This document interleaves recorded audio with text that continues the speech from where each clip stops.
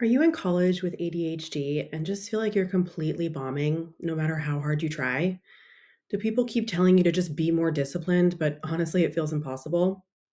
I'm here to tell you one thing, and I really want you to hear this. You're not lazy. Your ADHD brain is basically trying to run on a brand new operating system that isn't fully developed yet, all while juggling the complete chaos of a college schedule. The freedom of college is supposed to feel great. But instead, it just feels like you've been dropped in the deep end because all of that structure from high school, the 8 to 3 day, the constant reminders from teachers and parents is just gone. My name is Chelsea Kwan, and as a licensed educational psychologist in California with 17 years of experience, I've worked with hundreds of students who are in this exact same spot. And the good news is your brain isn't broken. This isn't a motivation problem, it's an executive functioning challenge. And it just means you need a new game plan. So, in this video, I'm going to give you a 4 step plan to get you back on track. First things first, you've got to build an external brain. Think about it. The part of your brain that's supposed to handle planning, prioritizing, and remembering deadlines is already totally overloaded. So, don't leave it all up to your memory. Go grab a planner. I don't care if it's digital or a paper one from the dollar store. Pull out every single syllabus for every single class you're taking. Now, put everything into one master calendar. And I don't just mean the big stuff like midterms and final papers. I'm talking every quiz, every reading assignment, every project milestone, and every discussion post. Then the real magic happens. Schedule the time to actually do those things.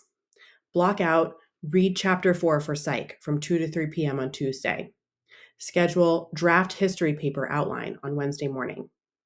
It's not about being a robot. It's about taking the constant mental load off your brain of trying to remember what you're supposed to be doing at any given moment. You're creating the structure that your brain thrives on, which frees up all that mental energy for actual learning. Step 2 is so simple, but it might be the most powerful one of all. Go to class every time. This is your non negotiable rule. I don't care if you didn't do the reading or if you're exhausted, even if the professor puts you to sleep. Just go. Showing up does two huge things for you. First, it gives you a skeleton for your week. No matter how wild everything else gets, you have these fixed points that anchor your entire schedule. Second, you're exposing your brain to the material just by being there, which is 1,000 times better than nothing. You'll hear key terms, you'll pick up on what the professor thinks is important, and you'll absorb way more than you even realize. Plus, let's be real, professors are a lot less excited to help you out later if you've been skipping their class all semester. Just showing up can stack the deck in your favor.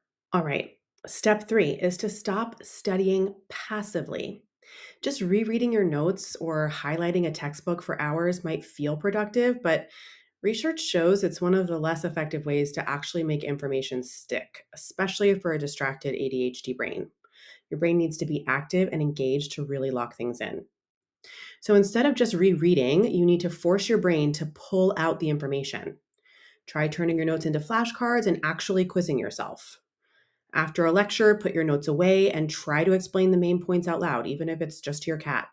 Or better yet, find a friend or your roommate and try to teach them a concept from class. Breaking big, overwhelming assignments down into tiny, manageable chunks is another form of active learning because it helps you get started and stay focused. Active learning feels harder because it is harder, but it's also way, way more effective. If this is starting to click for you, drop a comment below and let me know which of these steps feels the most doable for you right now. Last but not least, and this is the one most students completely miss, you have to become your own best advocate. Here in California or anywhere in the US, you're protected under the Americans with Disabilities Act, ADA, in college. But unlike high school, that support doesn't just happen automatically. Your old IEP or 504 plan, if you had one, doesn't just roll over. You have to be the one to get the ball rolling. Find your campus's disability services or accessibility office, like Google it today. They're your single most powerful resource. They can set you up with official accommodations like extended time on tests, a quiet room to take them in, or even help with note taking. Your old high school documentation can be really helpful here, so bring it with you. Learning to ask for what you need isn't a sign of weakness. It's a huge sign of strength and a critical skill for success. These services aren't a crutch, they're tools to level the playing field so all your intelligence and hard work can finally shine through. All right, so let's run through it all one more time. 1. Build your external brain with a master calendar. 2. Make going to class your non negotiable rule. 3. Ditch passive studying for active learning strategies. And 4. Advocate for yourself and get connected with disability services. You're more than capable of crushing it in college. It's not about forcing your brain to be something it's not. It's about giving it the right systems so it can do what it does best. If this was helpful, subscribe for more strategies on how to work with your brain, not against it. And let me know in the comments which step you're going to try first. You got this.